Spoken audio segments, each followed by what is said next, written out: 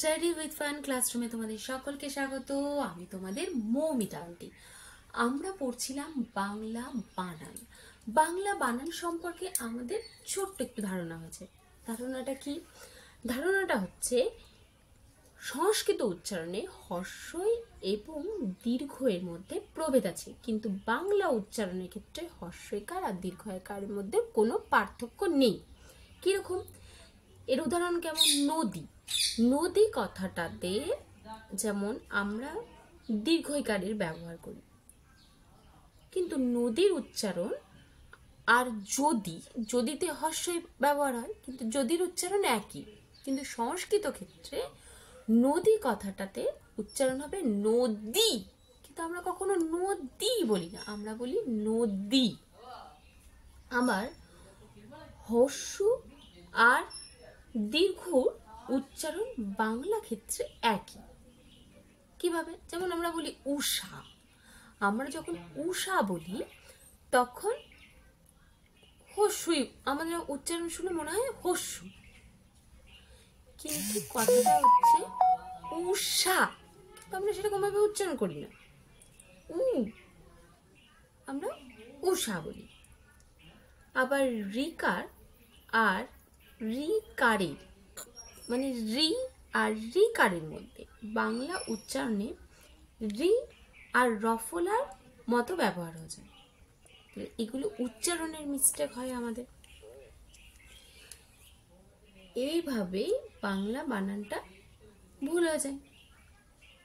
এবার হচ্ছে সংস্কৃত ইন প্রত্যয়ে শব্দ কর্তৃকারকের একবচনে দীর্ঘই কারান্তে হয় এবং বাংলা সেই রূপে ব্যবহৃত হয়। কিরকম?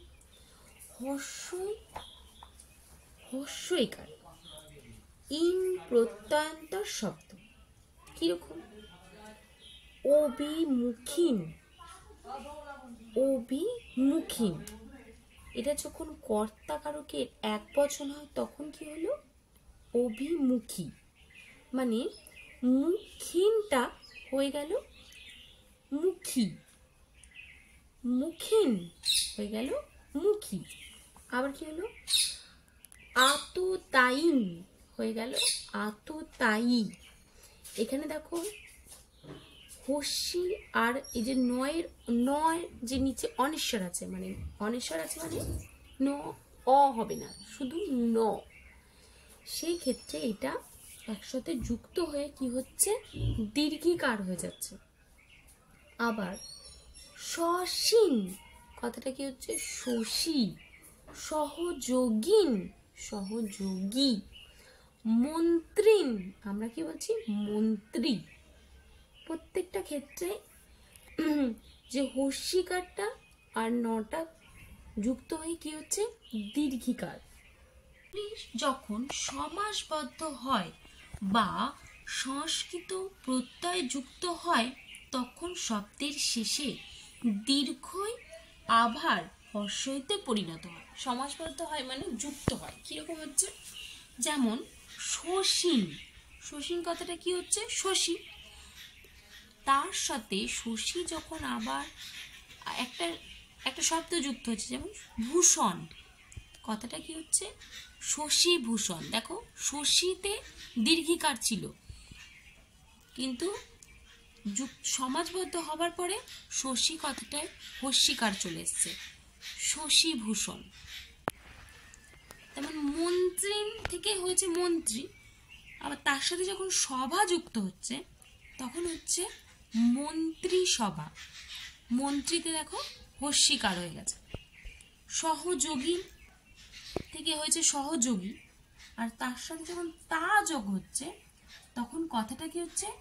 সহযোগিতা। কিন্তু এই শব্দগুলোর সঙ্গে যদি অতৎসম প্রত্যয় যুক্ত হয় তাহলে তা যুক্ত হবে বাংলার রূপের সঙ্গে, অর্থাৎ মন্ত্রী গিরি। এখানে গিরিটা হচ্ছে অতৎসম প্রত্যয়, মন্ত্রী যুক্ত গিরি।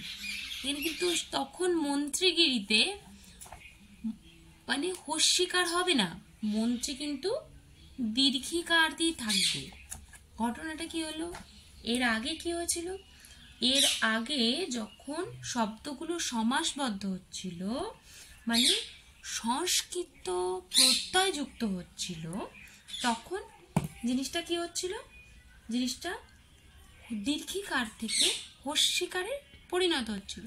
কিন্তু যখন অতৎসম প্রত্যয় যুক্ত হবে, অতৎসম প্রত্যয়,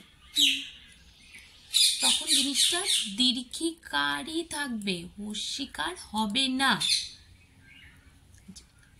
অতৎসম শব্দের ক্ষেত্রে দীর্ঘ স্বরের বদলে হ্রস্ব স্বরের ব্যবহারই সমর্থনযোগ্য। যেমন হীরা, হীরা থেকে কি হচ্ছে?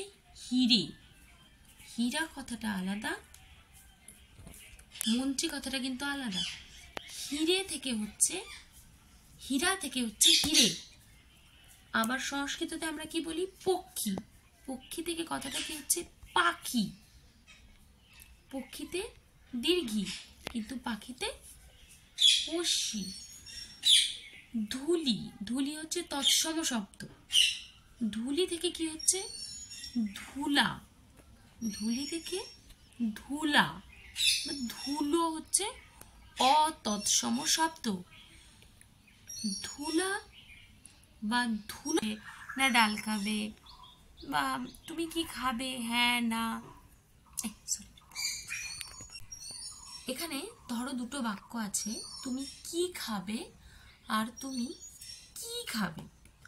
প্রথম কথাটার অর্থ হচ্ছে হ্যাঁ বা না, মানে তুমি কি খাবে, মানে হ্যাঁ বা না, মানে তুমি কি খাবে, এখন খাবে, তুমি কি খাবে। কিন্তু দ্বিতীয়তে অর্থে হচ্ছে তুমি কি খাবে, মানে ভ্যারাইটি জিজ্ঞাসা করছে যে তুমি কি খাবে, ভাত খাবে, ডাল খাবে, কি খাবে। তাহলে দেখছো তো দুটো বাক্যে একটা হস্যিকার আর দীর্ঘিকারের জন্য কতটা পরিবর্তন হয়ে যাচ্ছে। এখানে দেখো লেখা আছে, এই দুটি বাক্য আপাত দৃষ্টিতে প্রায় একই, শুধু প্রথম বাক্যে আছে কি আর পরের বাক্যে আছে কি। এই পার্থক্যটি ছোট হলেও এর তাৎপর্য বিরাট।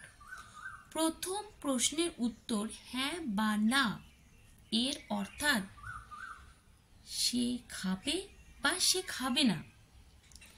দ্বিতীয় প্রশ্নের উত্তর হ্যাঁ বা না নয়, অন্য কিছু হবে, অর্থাৎ সে ভাত বা ডাল ইত্যাদি খাবে। সুতরাং যখন প্রশ্নের উত্তর হ্যাঁ না হবে তখন হবে কি, মানে হস্যিকারের কি।